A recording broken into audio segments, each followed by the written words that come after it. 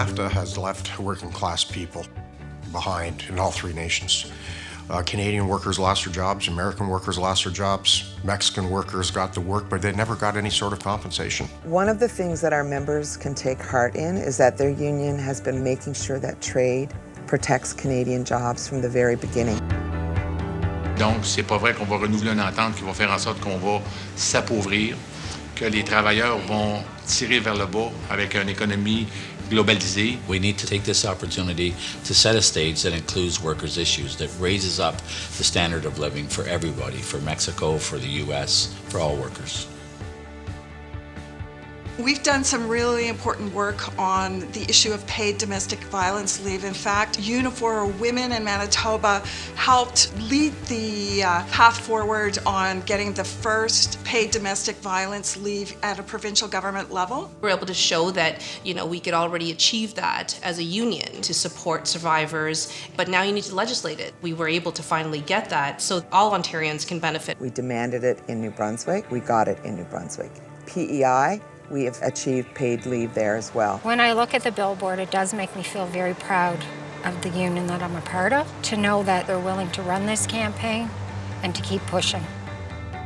Our members have always been absolutely terrific at supporting each other when we go into a labor dispute, and we've been able to do that in Port Arthur, up in Thunder Bay, in Windsor, at the Caesars Casino, at the Cami plant. We look at DJ conferences.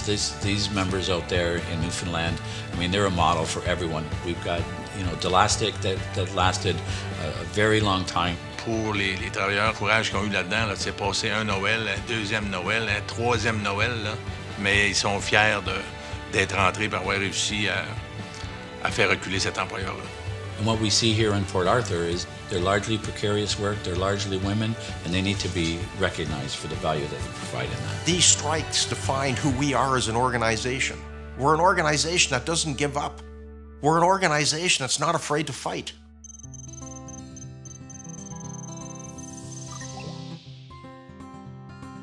Avec les années chez CMC Électronique, il pourra avoir plus de travailleurs sous un nouveau régime de retraite, ce qui fait que ça pourrait créer un balancier. Fait que les travailleurs se sont battus pour protéger leur régime de retraite puis celui des générations futures. On a une loi au Québec qui interdit ces disparités-là, sauf que les régimes de retraite et d'assurance n'étant pas couverts.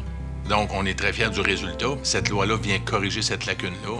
Malgré qu'on a accueilli d'un très bon œil le projet de loi 176, je pourrais pas dire qu'il est parfait.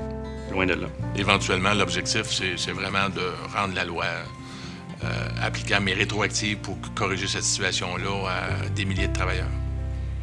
Mais le nouveau contrat modèle, c'est pour l'ensemble du secteur de la foresterie. Dans les pâtes et papiers, on avait des coupures. Fait que là, on est comme parti sur l'autre base, on peut dire. Là.